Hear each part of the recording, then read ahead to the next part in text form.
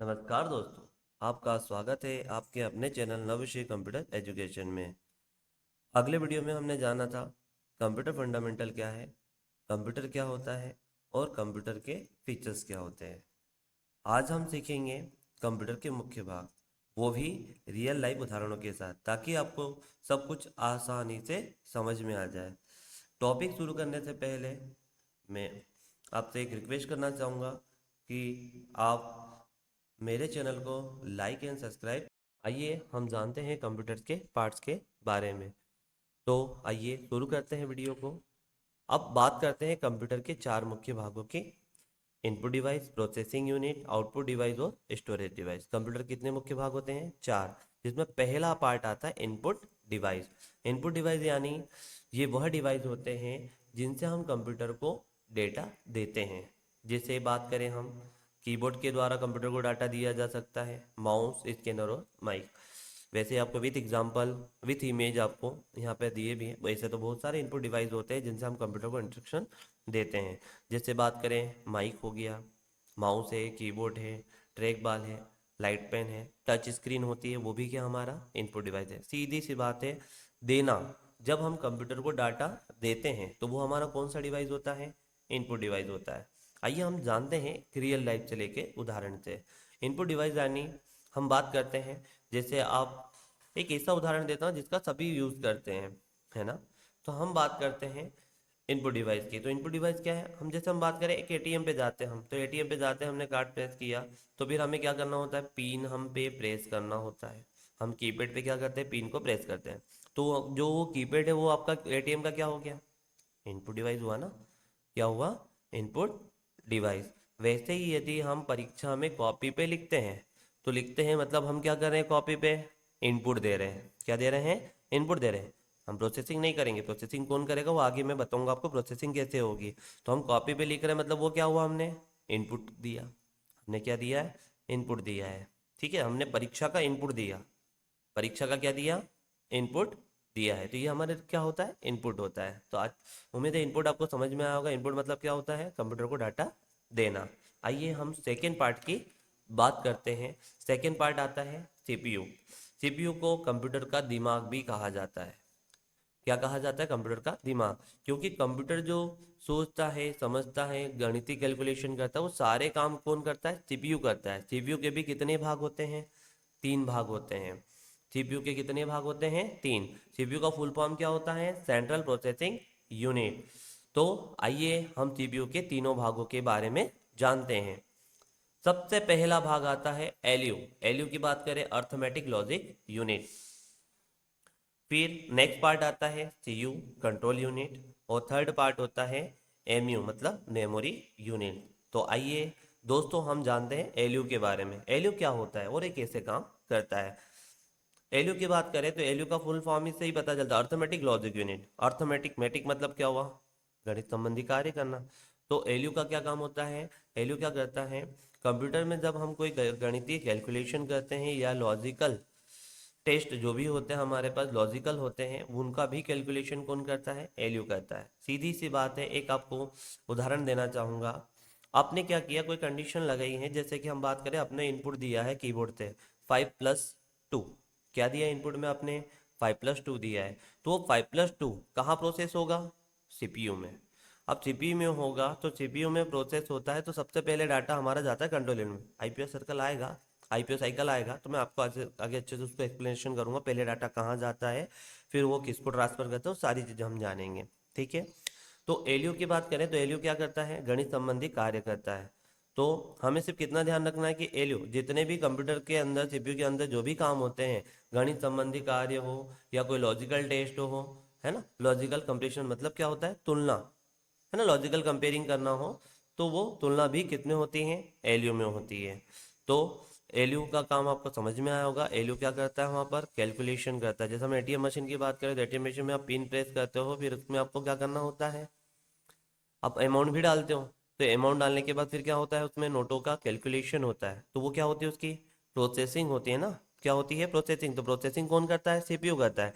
पर वहाँ पे कौन सा प्रोग्राम लग रहा है? कैलकुलेशन प्रोग्राम लग रहा है। तो कैलकुलेशन प्रोग्राम लग रहा है तो वो कौन काम करेगा? एलयू काम करेगा। आइए हम सेकेंड पार्ट के बारे में जानते हैं, सीयू। सीयू, जब भी हम इनपुट देते हैं तो सर्वप्रथम डाटा हमारा कंट्रोल यूनिट उसको कंट्रोल करता है। तो कंट्रोल यूनिट नाम से ही पता चलता है कंट्रोल, मतलब डाटा पे पूरा कंट्रोल कौन रखता है, सीयू रखता है। कंट्रोल यूनिट का काम क्या होता है, डाटा को कंट्रोल करना और उसको आवश्यकताओं के अनुसार क्या करता है, ट्रांसफर करता है कि वो किसको हमें डाटा देना चाहिए। तो डाटा किस तरह से, यदि कैलकुलेशन होगा तो अर्थमेटिक लॉजिक यूनिट में, और यदि कैलकुलेशन नहीं होता तो डायरेक्टली मेमोरी यूनिट में उसको क्या होता है, हमें स्क्रीन पर दिखाई देता है। तो कंट्रोल यूनिट डाटा को क्या करता है, कंट्रोल करके रखता है। फिर आती है हमारे पास नेक्स्ट मेमोरी यूनिट। कौन सी unit, memory unit. Memory unit हमारे पास दो प्रकार की होती है। कितने प्रकार की, दो प्रकार की। बात करते हैं हम यहाँ पर मेमोरी यूनिट में हमारे पास दो प्रकार के होते हैं, एक तो टेम्परी मेमोरी और एक परमानेंट मेमोरी। तो टेम्परी और परमानेंट क्या होता है ये हम इसको जानते हैं। तो मेमोरी यूनिट का काम क्या होता है, जैसे हम क्या करते हैं, कोई इनपुट देते हैं तो इनपुट कंट्रोल यूनिट में जाता है, कंट्रोल यूनिट से मेमोरी यूनिट में सेव होता है, जब भी जाके हमें किस पे, डिस्प्ले पे दिखाई देता है। तो मेमोरी यूनिट डाटा को क्या करता है, सेव करता है। टेम्परी का मतलब ये होता है कि जब तक आपका कंप्यूटर वर्क कर रहा है तब तक ही आपको डाटा कहाँ दिखाई देगा, स्क्रीन पर दिखाई देगा। तो वो कौन सी यूनिट हो गई आपकी, मेमोरी यूनिट का कौन सा, टेम्परी मेमोरी हो गई। और एक परमानेंट मेमोरी होती है। तो परमानेंट मेमोरी क्या होती है, जब आप डाटा को क्या करते हैं, सेव कर देते हो, तो सेव करने से वो कहाँ चले जाती है, हार्ड डिस्क में चले जाती है। तो हार्ड डिस्क आपकी कौन सी मेमोरी हो गई, परमानेंट मेमोरी हो गई। तो सीपीयू के कितने भाग होते हैं, तीन भाग। पहला क्या होता है, एलयू। एलयू में हम क्या सीखें कि उसमें मैथमेटिक कैलकुलेशन किसमें होते हैं, एलयू में। और कंट्रोल यूनिट क्या करती है, डाटा का कंट्रोल करता है और डाटा को ट्रांसफर करता है कि किसको देना है, हमें एलयू को देना है, एमयू को देना है, या हमें डायरेक्टली स्क्रीन पे शो करना है। फिर हमने मेमोरी यूनिट देखी। मेमोरी यूनिट का काम क्या होता है, डाटा को सेव करना। जो डाटा हमें दिखाई देता है स्क्रीन पे वो किसके कारण दिखाई देता है, मेमोरी के कारण ही दिखाई देता है।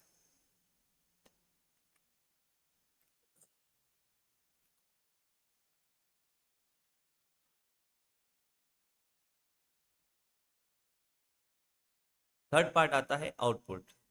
अब हमने इनपुट दिया, क्या दिया था इनपुट, हमने 5+2 दिया था ना।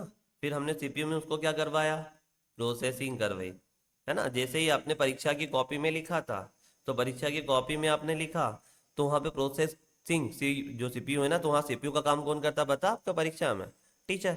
टीचर्स क्या करता है, उसको प्रोसेस करता है। प्रोसेस क्या करता है कि आपने जो लिखा है उसको क्या करेगा, चेक करेगा। तो वो काम, जो हम सीपीयू जो काम करता है वो काम यहाँ पे किसने किया, हमारे रियल लाइफ में टीचर ने किया। टीचर उसको क्या करता है, चेक करता है। चेक करने के बाद क्या करता है, उसका कैलकुलेशन भी करता है। वहाँ पर कैलकुलेशन करके, वो कैलकुलेशन भी कहाँ होता है, अर्थमेटिक लॉजिक यूनिट में होता है ना। तो वैसे ही वहाँ पे टीचर सब कैलकुलेशन करता है और उसका रिपोर्ट कार्ड तैयार करता है। तो वैसे हम आउटपुट की बात करें तो आउटपुट में क्या होता है, तो आउटपुट वह डिवाइस है जिससे डाटा हमें क्या होता है, मिलता है। आउटपुट डिवाइस, जैसे हम बात करें मॉनिटर, प्रिंटर, जो हमें रिजल्ट दिखाता है। रिजल्ट दिखाता मतलब हमें डाटा दिखाई देता है। जब हम कंप्यूटर को इंस्ट्रक्शन देते हैं तो हमें कहाँ दिखाई देते हैं, मॉनिटर पे। आउटपुट डिवाइस बहुत सारे होते हैं जिससे हमें आउटपुट मिलता है, ठीक है। जिसमें हार्ड कॉपी भी होती है और सॉफ्ट कॉपी भी होती है। तो जो हमारे पास जो आउटपुट डिवाइस होते हैं ना, वो भी अलग अलग प्रकार के क्या होते हैं, जिसमें हमें हार्ड कॉपी भी मिलती है और क्या मिलती है, सॉफ्ट कॉपी भी मिलती है। अब हार्ड कॉपी क्या है और सॉफ्ट कॉपी क्या है, हम जानते हैं।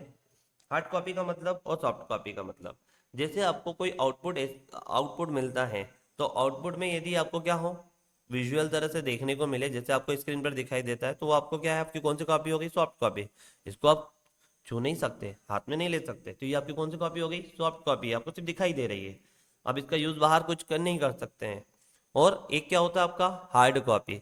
तो हार्ड कॉपी क्या होता है, हार्ड कॉपी आपको किससे मिलती है, प्रिंटर से। आपने देखा है ना, हमारे पास यदि हम कुछ पॉम्पलेट निकाल रहे हैं तो पॉम्पलेट निकालने के लिए हमें हार्ड कॉपी में निकालना है, तो उसके लिए क्या करना पड़ेगी, आपको प्रिंट आउट लेना होगा। तो हार्ड कॉपी और soft copy.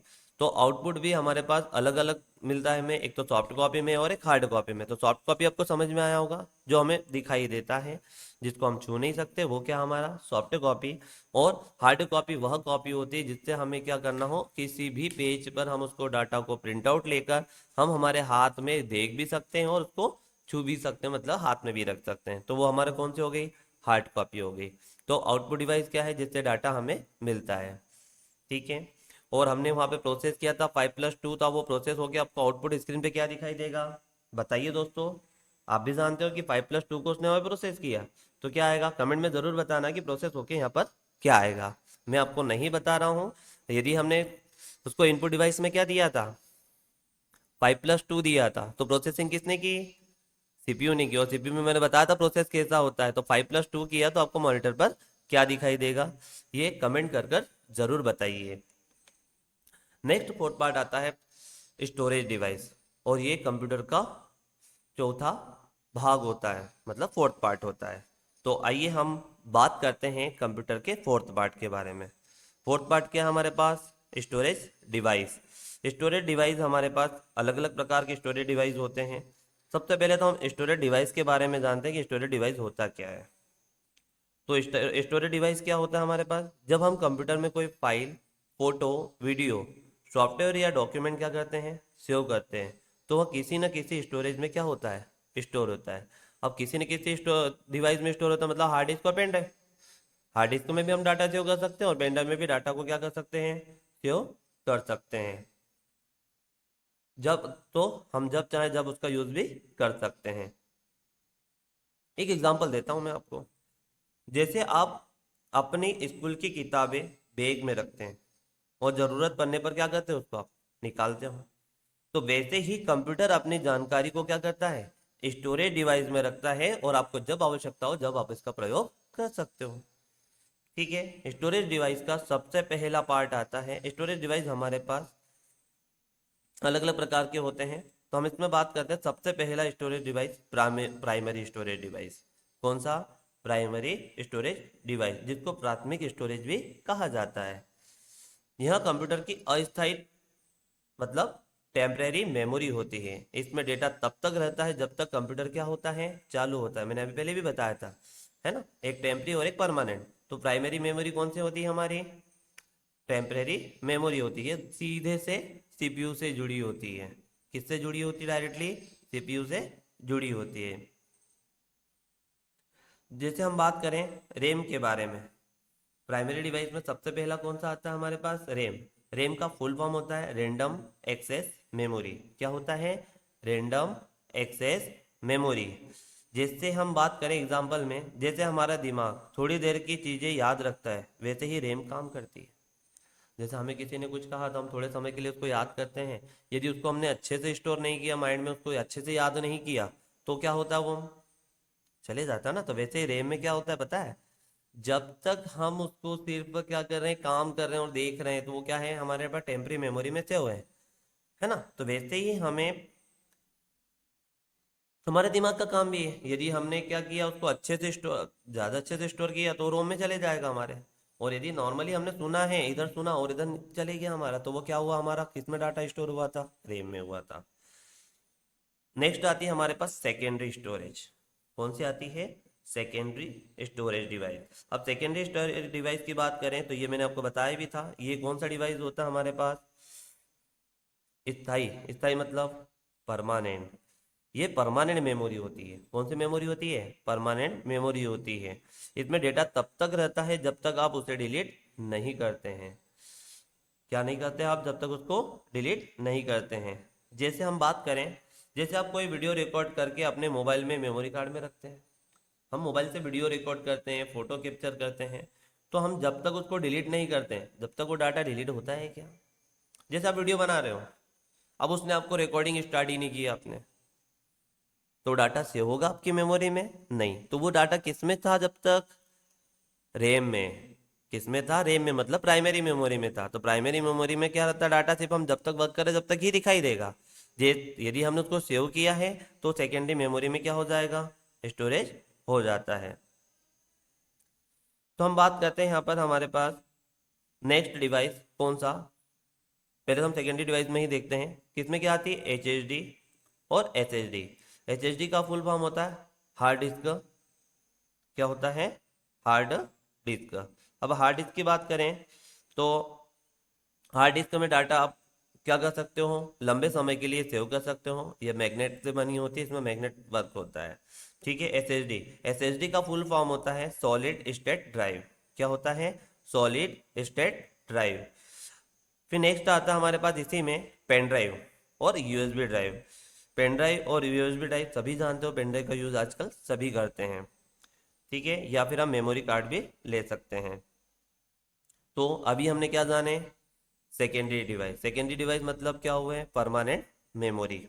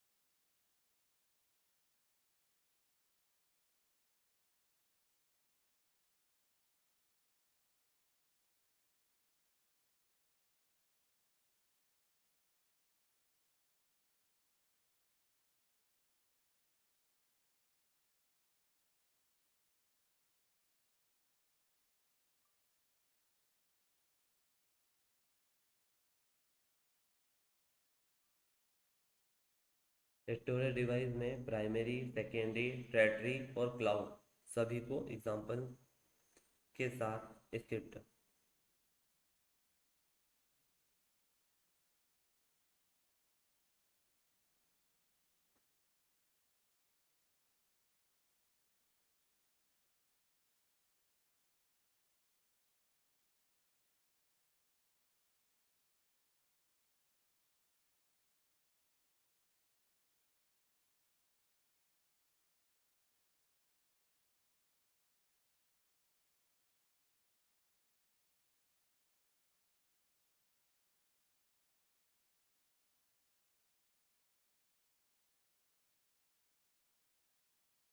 Primary, secondary, tertiary,